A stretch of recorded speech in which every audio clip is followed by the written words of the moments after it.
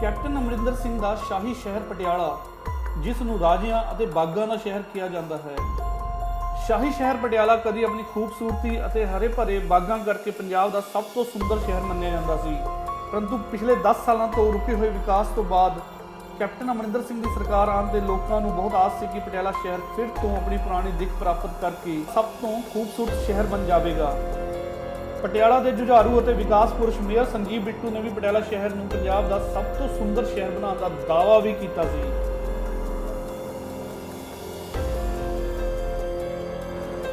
ਪਰੰਤੂ ਮਾਨਸੂਨ ਦੀ ਸ਼ੁਰੂਆਤ ਵਿੱਚ ਸਿਰਫ 2 ਦਿਨ ਦੀ ਪਈ ਬਰਸਾਤ ਨੇ ਹੀ ਮੇਅਰ ਸਾਹਿਬ ਅਤੇ ਨਗਰ ਨਿਗਮ ਪਟਿਆਲਾ ਦੇ ਦਾਅਵਿਆਂ ਨੂੰ ਖੋਖਲਾ ਸਾਬਤ ਕਰ ਦਿੱਤਾ ਹੈ। ਇਸ ਪਹਿਲੀ ਬਰਸਾਤ ਤੋਂ ਬਾਅਦ ਸ਼ਹਿਰ ਦੇ ਪਾਰਕਾਂ ਦੇ ਨਾਲ-ਨਾਲ ਸ਼ਹਿਰ ਦੇ ਅੰਦਰੂਨੀ ਸੜਕਾਂ ਅਤੇ ਖਾਸ ਤੌਰ ਤੇ ਸਬਜ਼ੀ ਮੰਡੀ ਇਲਾਕੇ ਦਾ ਤਾਂ ਬਹੁਤ ਹੀ ਮਾੜਾ ਹਾਲ ਦਿਖਾਈ ਦੇ ਰਿਹਾ ਹੈ। ਹੱਦ ਤਾਂ ਤਦ ਹੋ ਜਾਂਦੀ ਹੈ ਜਦੋਂ ਮੇਅਰ ਪਟਿਆਲਾ ਦੇ ਘਰ ਦੇ ਪਿਛਵਾੜੇ ਹੀ ਗੰਦਗੀ ਦਾ ਅੰਬਾਰ ਲੱਗਿਆ ਦਿਖਾਈ ਦਿੰਦਾ ਹੈ। ਤੁਸੀਂ ਵੀ ਦੇਖੋ ਪਟਿਆਲਾ ਟੂਡੇ ਦੇ ਬਿਊਰੋ ਚੀਫ ਵਿਕਰਮਜੀਤ ਸਿੰਘ ਦੀ ਗਰਾਊਂਡ ਜ਼ੀਰੋ ਤੋਂ ਇਹ ਵਿਸ਼ੇਸ਼ ਰਿਪੋਰਟ।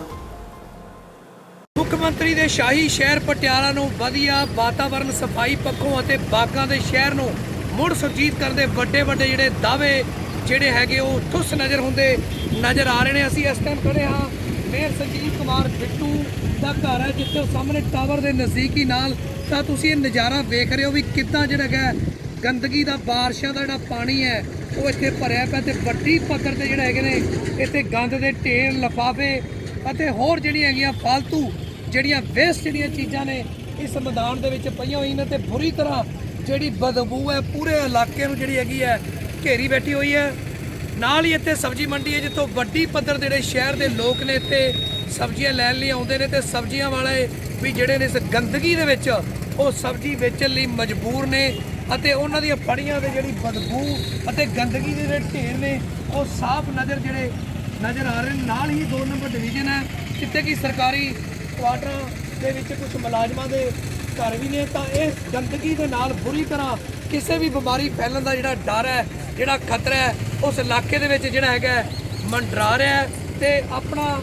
ਸੰਜੀਵ ਕੁਮਾਰ ਬਿੱਟੂ ਦਾ ਜਿਹੜਾ ਮੇਅਰ ਦਾ ਜਿਹੜਾ ਘਰ ਹੈ ਉਹਦੇ ਨਾਲ ਦੇਖੋ ਕੰਧ ਦੇ ਨਾਲ ਕਿੰਨਾ ਜਿਹੜਾ ਹੈਗਾ ਪਾਣੀ ਜਿਹੜਾ ਹੈਗਾ ਤੇ ਗੰਦਗੀ ਜਿਹੜੀ ਹੈਗੀ ਹੈ ਉਹ ਸਾਫ਼ ਤੇ ਸਪਸ਼ਟ ਜਿਹੜੀ ਹੈਗੀ ਹੈ ਨਜ਼ਰ ਆ ਰਹੀ ਹੈ। ਵੱਡੀ ਪੱਧਰ ਤੇ ਜਿਹੜੀਆਂ